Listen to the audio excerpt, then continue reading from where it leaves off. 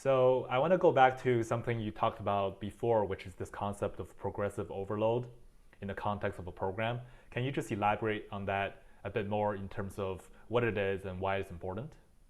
Yes, so progressive overload is basically the fundamental principle behind adaptation. Adaptation is what we want out of training. If you lift heavy weights, what's the adaptation a biological system makes? Things that help it lift heavier, right? Because it's being told, oh, here's a stressor. I'm being pushed out of homeostasis. I'm getting crushed by this bar on my back. Oh man, I should probably increase my bone density, increase my muscle fiber size, and increase my neural drive, and then have and increase my motor pattern so I can better understand and control how this weight's trying to crush me on my back. And then you go and mess it up, and you be like, okay, well, next time I'm gonna make it even heavier. And he goes, oh, okay, well, I got to get even better at those things.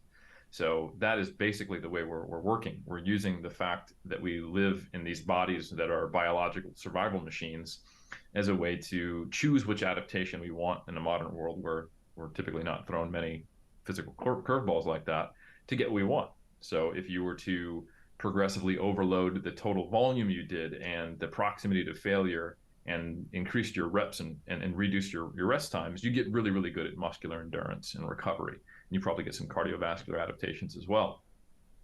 If you just worked up to a heavy single and tried to increase the load each time, you wouldn't get the same adaptations. You wouldn't necessarily become better at buffering metabolites in your muscles. You wouldn't necessarily get those cardiovascular adaptations, but you would get some of those structural adaptations and those neural adaptations that made you better at handling that heavy load. And if you did something in the middle where you required a fair amount of work, but you were also pushing loads or pushing closer to failure, then you would see a little bit of both, and you'd also be getting a fair amount of hypertrophy. So the overload is that key principle. Is that if you were to take a high level powerlifter who can squat 500 pounds, and you were to give them 135 to squat, they're still squatting. And if next week you went up to 140, next week you went up to 145, next week you went up to 150, you're inducing progression, but there's no overload because they've already adapted. So that person, even though they're increasing weight from week to week to week, it is not an overload. It only has one of those two elements, and they're actually going to be getting weaker because they can squat 500 pounds. They've probably been training for 10 plus years in most cases. However, if you took someone who has never trained before and they can only squat 60 pounds and you ask them to squat 135, they'd be physically unable to do it and might get injured. And if you took someone who could barely squat 135, the progression would be too fast. The overload would be too high. So this is an individualized process. And sometimes people get too focused on the actual process of adding weight to the bar, which, as you can see, can be disconnected from the process. So I think a better way to look at it is that your ability to progress is indicative that there was sufficient overload. Meaning that sometimes in our programs, we get a little too married to the idea of I've got to add 5 pounds or I've got to add one rep. And really more so what we need to be thinking about is the total overload that I'm providing. Is that sufficient for over a reasonable time course for me to see the ability to progress? So for example, let's say that person who just started squatting only squats 60 pounds. It would not be unreasonable at all if in 12 weeks they could squat 120 pounds, right? So that's doubling their squat strength in 12 weeks. But then we have to ask ourselves, do we think in another 12 weeks they're going to squat 240? In another 12 weeks, do we think they're going to squat 480? Or add 120 pounds every 12 weeks? So they're going to keep adding 10 pounds per week to their squat for 10 years.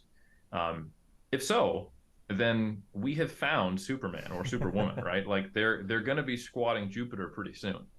And that's just not what happens. So the reality is that person who's squatting 500 pounds, it might take them a year to get up to 515.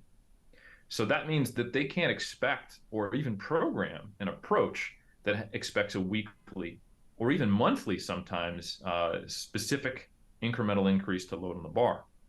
But you can do that at intermediate stages or novice stages to varying degrees. So it's not necessarily the act of whether you added weight to the bar this week or next week or this block or next block that is inducing that ability to progress, but it's the cumulative overall stress that you're putting on and that you're creating that program. And this becomes very obvious when you work with high-level lifters because it's easy to focus on the thing that immediately happened when you're making gains so quickly. But in reality, what's going on is that person who can go from a 60 to 120 pound squat, they're making all these rapid adaptations because they never squatted before. They're Mm-hmm. figuring out how to move their legs. Where is depth? How do I breathe? Is that the same spot I put it on my back? But that person who's squatting 500 pounds is just having to put in a whole lot of work, test themselves after 8 to 12 weeks, or just notice if they're how hard it feels to squat the same weight as going down a little bit, or if they're a competitor, see, okay, after I taper and I dump some of this fatigue from training really hard, am I going to have a little more on the platform than I did last year at this regional competition? So that kind of illustrates that it is about the overload and not necessarily about the progression. And instead of us kind of seeing the fact that progress the load is why I got stronger next week.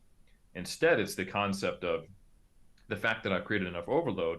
It allowed me to increase the load next week. The adaptations I've accrued are sufficient to allow me to perform better. And that can sometimes be a better conceptual understanding of the process, because then you won't try to force these progressions in load.